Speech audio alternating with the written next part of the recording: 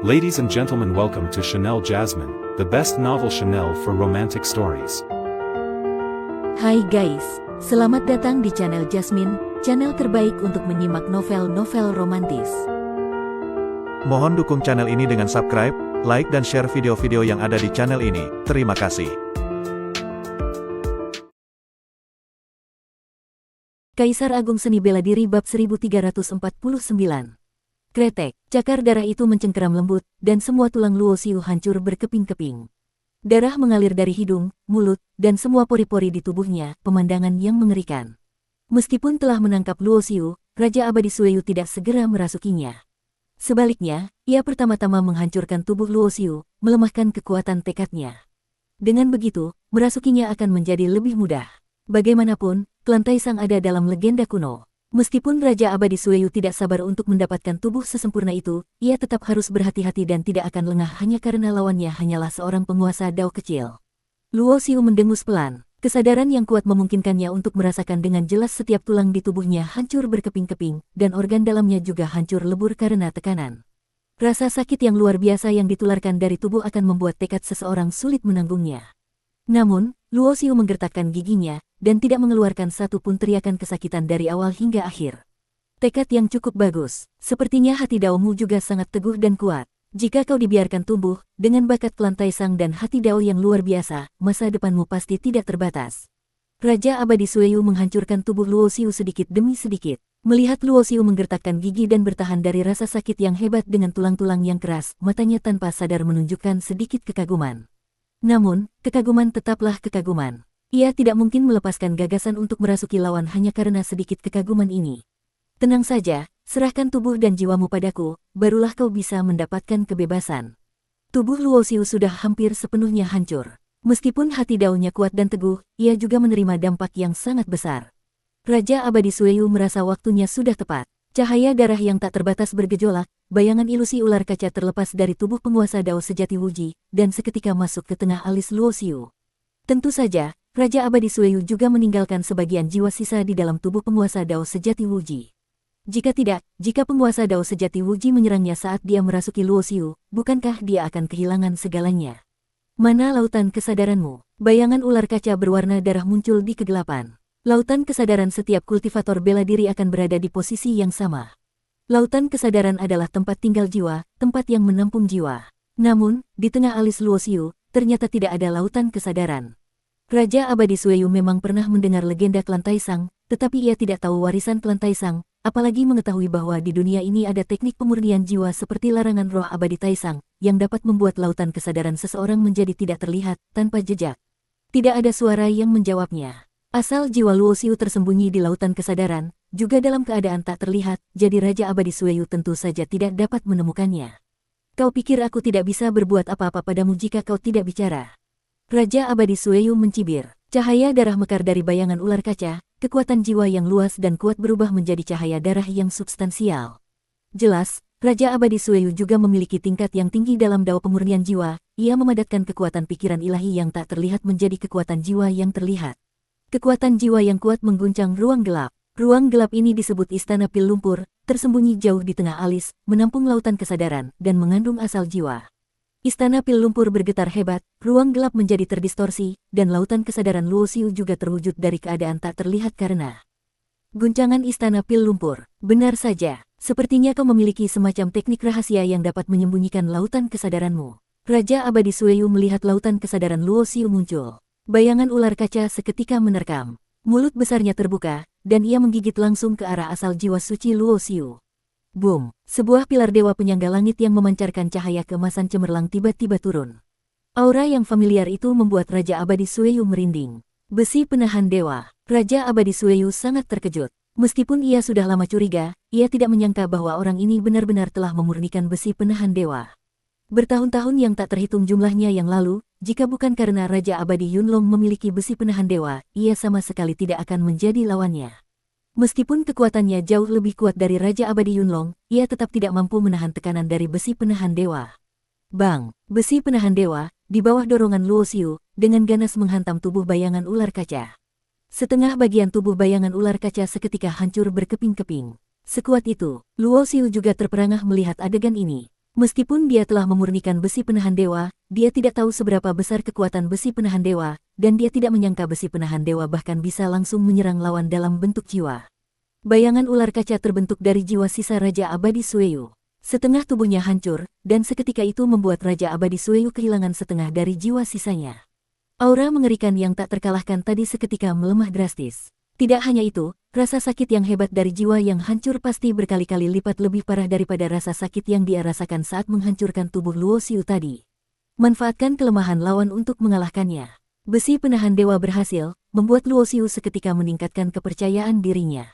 Asal jiwa sucinya melangkah keluar dari lautan kesadaran. Mengangkat tangannya, besi penahan dewa yang bersinar keemasan terang jatuh ke tangannya, berubah menjadi batang besi emas. Berbagai rune yang memancarkan aura misterius melayang-layang mengelilingi batang besi emas itu.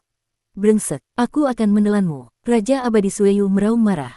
Meskipun auranya melemah drastis, dalam hal kekuatan jiwa ia masih bisa dengan mudah menghancurkan tubuh jiwa suci Luo Xiu. Adapun besi penahan dewa di tangan Luo Xiu, ia sama sekali tidak peduli. Sama seperti pertarungan di luar tadi, Luo Xiu jelas memegang pedang pemenggal dewa di tangannya, namun sama sekali tidak bisa melukainya. Ini adalah perbedaan dalam pengalaman dan kesadaran bertarung. Bayangan ular kaca terus berkumpul, berubah menjadi sosok pria berjubah darah, dengan mata vertikal dingin memancarkan niat membunuh yang mengejutkan. Luo Xiu mengayunkan besi penahan dewa di tangannya, setiap gerakan besar dan terbuka, serangannya ganas dan mendominasi. Berat besi penahan dewa sangat mencengangkan, setiap pukulan yang dilayangkan, kekuatan mengerikan dapat dengan mudah menghancurkan sebuah planet menjadi debu. Namun, meskipun Luo Xiu mengerahkan segala kemampuannya, ia tetap tidak bisa menyentuh Raja Abadi Sueyu sedikit pun. Karena aku sudah bersiap, kau tidak mungkin bisa melukaiku lagi sedikit pun. Hentikan perlawanan yang tidak berarti ini. Raja Abadi Sueyu melintas dengan ringan, menghindari serangan besi penahan dewa. Lalu, ia mengangkat tangannya dan mencengkeram Luo Xiu.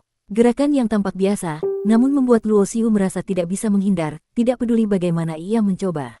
Inilah perbedaan alam. Perbedaan alam yang menyebabkan kesenjangan, bahkan melebihi dampak yang disebabkan oleh perbedaan kultivasi. Jika lawan memiliki kultivasi yang lebih tinggi darimu, mungkin belum tentu lebih kuat darimu. Tetapi jika lawan memiliki alam seni bela diri yang lebih tinggi darimu, maka ia pasti jauh lebih kuat darimu. Semakin jauh kultivasi seni bela diri, semakin penting peningkatan alam. Bahkan jika alam tidak tercapai, kultivasi juga tidak dapat menembus, hanya bisa terbelenggu pada tingkat tertentu, stagnan. Tingkat Raja Abadi, dalam hal alam, jauh melampaui Luo Xiu. Jadi, meskipun Luo Xiu memegang senjata kuat seperti besi penahan dewa yang dapat langsung merusak jiwa, kekuatannya masih jauh di bawah Raja Abadi Sueyu. Buus, dalam sekejap mata, seberkas cahaya darah menebas. Ternyata pedang pemenggal dewa telah dipanggil oleh niat Luo Xiu, menebas ke arah Raja Abadi Sueyu. Tidak ada gunanya. Meskipun pedang pemenggal dewa adalah pedang pembunuh yang tak tertandingi, namun saat ini aku adalah tubuh jiwa, serangan biasa tidak berguna bagiku.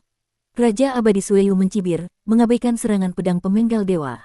Kedua tangannya seperti cakar iblis berwarna darah, tetap mencengkeram ke arah Luo Xiu. Luo Xiu tentu saja tahu bahwa untuk menghadapi tubuh jiwa, hanya serangan jiwa yang berguna. Tetapi dengan kekuatan jiwanya, bahkan jika ia menggunakan teknik ilahi serangan jiwa, ia tidak dapat melukai Raja Abadi Sueyu sedikit pun. Perbedaan tingkat jiwa mereka terlalu besar. Serangannya tidak berguna bagi Raja Abadi Sueyu, dan begitu Raja Abadi Sueyu menyerangnya, ia pasti akan langsung melukainya dengan parah. Luo Xiu juga tidak menaruh harapan pada serangan pedang pemenggal dewa. Ia hanya ingin menggunakannya untuk mengalihkan perhatian Raja Abadi Sueyu, tetapi pihak lawan sama sekali tidak terpancing. Maka Luo Xiu berniat untuk menggunakan larangan roh abadi Taisang. Dengan teknik pemurnian jiwa ini yang dapat membuat lautan kesadaran jiwa menjadi tidak terlihat, ia juga dapat kebal terhadap serangan Raja Abadi Sueyu saat ini. Tiba-tiba, sebuah jeritan yang melengking dan tajam bergema di ruang gelap. Tubuh jiwa Raja Abadi Sueyu ternyata telah terbelah dua oleh pedang pemenggal dewa. Rasa sakit yang hebat akibat jiwa yang terkoyak lagi, bahkan dengan tekad kuat seorang ahli Raja Abadi, ia tidak bisa menahan diri untuk tidak berteriak. Luo Xiu melihat adegan ini, dan seketika hatinya sangat gembira. Ia tidak menyangka besi penahan dewa memiliki efek menyerang jiwa, dan pedang pemenggal dewa ternyata juga bisa. Hal ini membuat Luo Xiu teringat pada kultivator jiwa yang pernah ia temui di alam rahasia kuno alam Huang. Ia sekarang mengerti mengapa kultivator jiwa itu, yang jelas-jelas sangat kuat, begitu takut padanya. Ternyata yang ditakuti lawan adalah pedang pemenggal dewa di tangannya. Pedang pemenggal dewa ternyata memiliki kekuatan mematikan yang begitu dahsyat terhadap tubuh jiwa. Raja Abadi Sueyu, matilah kau. Situasi pertempuran tiba-tiba berbalik drastis. Luo Xiu mengangkat tangannya, tangan kiri memegang besi penahan dewa, tangan kanan memegang pedang pemenggal dewa. Kedua tangannya menyerang berturut-turut, bergerak naik turun, di mana-mana ada cahaya darah dan bayangan keemasan. Meskipun Raja Abadi Sueyu memiliki pengalaman bertarung yang kaya dan kesadaran bertarung yang kuat, menghadapi serangan Luo Xiu yang tak henti-hentinya, ia hanya bisa mundur terus-menerus. Yang lebih menakutkan adalah, jika terluka oleh besi penahan dewa, paling-paling hanya akan merusak sebagian kekuatan jiwa. Tetapi jika terluka oleh pedang pemenggal dewa, ternyata akan langsung melukai asal jiwanya. Sama-sama dapat melukai tubuh jiwa, tetapi kekuatan pedang pemenggal dewa jauh lebih mengerikan daripada besi penahan dewa. Dalam sekejap mata, ia jatuh ke posisi yang tidak menguntungkan, mundur terus-menerus. Meskipun Raja Abadi Sueyu sangat tidak rela, ia tahu bahwa ia telah salah perhitungan. Ia telah memisahkan 80% jiwa sisanya untuk merasuki tubuh Luo Xiu. Di bawah serangan berturut-turut dari besi penahan dewa dan pedang pemenggal dewa, kekuatan jiwanya saat ini hanya tersisa kurang dari setengah. Nak, aku mengingatmu. Tidak lama lagi, aku akan datang mencarimu lagi. Sepasang mata vertikal yang dingin menatap Luo Xiu. Raja Abadi Sueyu tahu bahwa kali ini ia tidak mungkin berhasil merasuki. Tubuh jiwa yang kekuatannya telah melemah drastis seketika mundur, terbang keluar dari tengah alis Luo Xiu. Apa kau kira aku mengizinkanmu pergi? Luo Xiu mencibir. Pedang pemenggal dewa melintang di udara, seberkas cahaya pedang melintasi kegelapan, membuat tubuh jiwa Raja Abadi Sueyu semakin melemah. Selanjutnya, besi penahan dewa menghantam dengan keras, tetapi Raja Abadi Sueyu sudah bersiap. Sosoknya berkedip, dan ia dengan mudah menghindar. Pada saat yang sama, di dunia luar, kesadaran Luo Xiu kembali ke tubuh aslinya. Seketika ia membuka matanya, dan pada saat ini, tubuh jiwa Raja Abadi Sueyu belum kembali ke tubuh penguasa Dao sejati Wuji. Pembakaran garis darah. Luo Xiu berteriak keras. Garis darah di sekujur tubuhnya mendidih dan terbakar seperti api. Ia tidak memiliki garis darah khusus, jadi ia membakar kekuatan esensi darahnya sendiri. Pada saat ini, ia membakar semua esensi darah di tubuhnya. Kultivasi tingkat penguasa Dao menengah yang semula, dalam sekejap menembus belenggu, membuatnya dalam waktu singkat mencapai tingkat penguasa Dao akhir. Pada saat yang sama, di bawah panggilan niatnya, besi penahan dewa dan pedang pemenggal dewa di lautan kesadarannya muncul secara bersamaan di tangannya. Bersambung.